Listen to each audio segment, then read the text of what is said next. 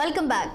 Tirupati assembly టికెట్ను RN శ్రీనివాసులకు కేటాయించడంపై టీడీపీ మాజీ ఎమ్మెల్యే సుగుణమ్మ అసంతృప్తి వ్యక్తం చేశారు. మీడియా సమావేశంలో ఆమె కంటతడి పెట్టుకున్నారు. ఈ క్రమంలో కీలక వ్యాఖ్యలు చేశారు.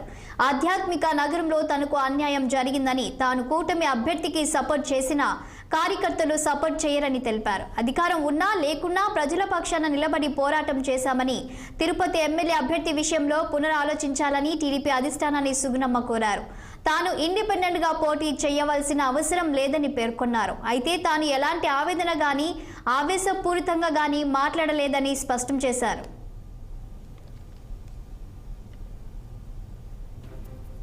ఒకటే సరే కూటమికి ఇచ్చేసామని చెప్పారు, బాగానే ఉంది. మనం అందరం కూడా మన ఒకే ఒక అభిప్రాయం,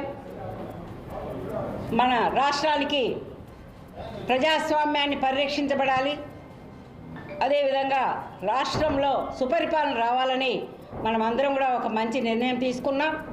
ఆ నిర్ణయానికి ఎవరైనా కూడా తలొగ్గి మనం పనిచేసి మన ధ్యేయాన్ని మనము నిర్వర్తించుకోవాల్సిన అవసరం ఉంటుంది. కాబట్టి అలాగే జనసేన కేటాయిస్తే కూడా మన తిరుపతి నగర తెలుగుదేశం క్యాడర్ అంతా కూడా అలాగే ఉంది. మరి ఈ రోజున దౌర్భాగ్యం ఏంటంటే తిరుపతి నగర ప్రజలు కానివ్వండి, తిరుపతి నగర తెలుగుదేశం పార్టీకి కానివ్వండి, అంటే ఈ రోజున వైకాపాలో ఉన్నటువంటి నాయకుల్ని మేము ఏ విధంగా అయితే ఈ 4-5 సంవత్సరాలు మాకు ట్రైనింగ్ ఇచ్చి తిట్టించారో వాళ్ళకి మేము ఈరోజు చేతులు కట్టుకొని పని చేయాల్సి వస్తుంది. అంటే ఇంతకన్నా దౌర్భాగ్యం ఎక్కడైనా ఉంటుందా? మేము కోరేది ఒకటే, సరే కూటమికి ఇచ్చేసామని చెప్పారు, బాగానే.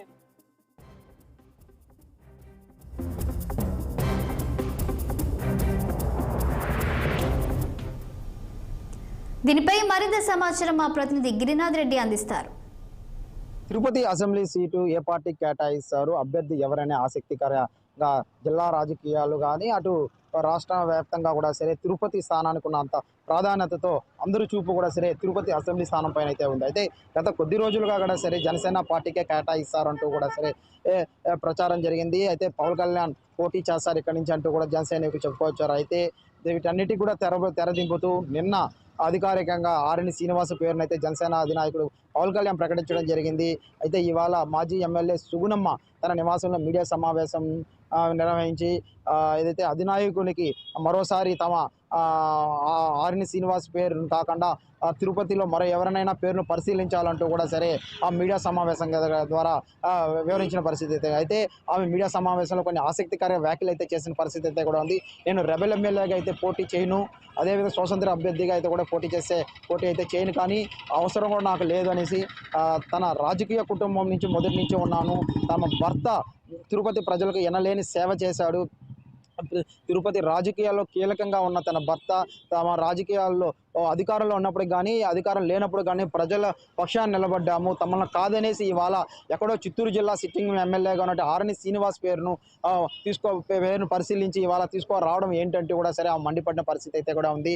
సిట్టింగ్ ఎమ్మెల్యేగా ఉన్నటువంటి వరప్రసాద్ని కేటాయించడం అయితే జరిగింది. అయితే నిన్న తెల్లహారి బీజేపీలో చేరడం, సాయంత్రానికి ఆయనకి టికెట్ కేటాయించడం ఏంటంటూ కూడా సరే ఆమె ఏదైతే మండిపడిన పరిస్థితి అయితే కూడా ఉంది. అయితే ఎక్కడా లేదంటూ కూడా సరే వెతికి మరి వైసీపీ పార్టీకి సంబంధించిన ఎమ్మెల్యేలు తీసుకురావడం ఏంటంటూ కూడా సరే ఆగ్రహం వ్యక్తం అయితే చేసింది.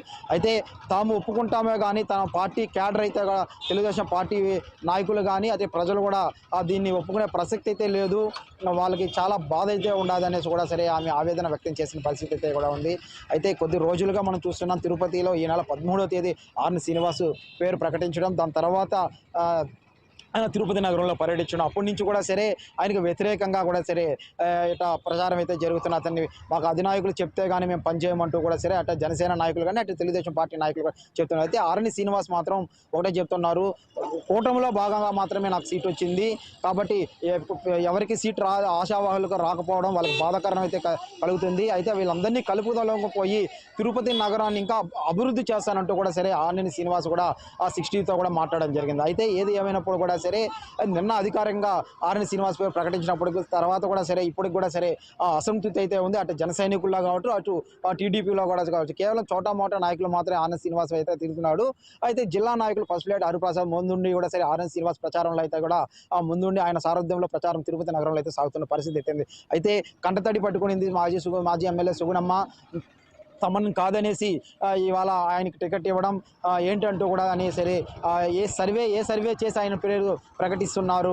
అయితే ఆయనకు వ్యతిరేకత ఉన్న సర్వే మీ దృష్టికి రాలేదా అంటూ కూడా సరే అదే జనసేన నాయకుడు పవన్ కళ్యాణ్ కానీ అటు చంద్రబాబు నాయుడు కూడా సరే మీడియా సమావేశం ద్వారా కూడా సరే ఆమె వివరించిన పరిస్థితి అయితే కూడా ఉంది. అయితే ఖచ్చితంగా ఆ పార్టీ క్యాడర్ మళ్ళీ ఒకసారి పునరాలోచించి అభ్యర్థిని మార్చాలంటూ కూడా సరే సుగుణమ్మ విజ్ఞప్తి చేస్తున్న పరిస్థితి ప్రస్తుతం తిరుపతిలో ఉంది. Cameraman Shiroj Girinath 6 TV Tirupati.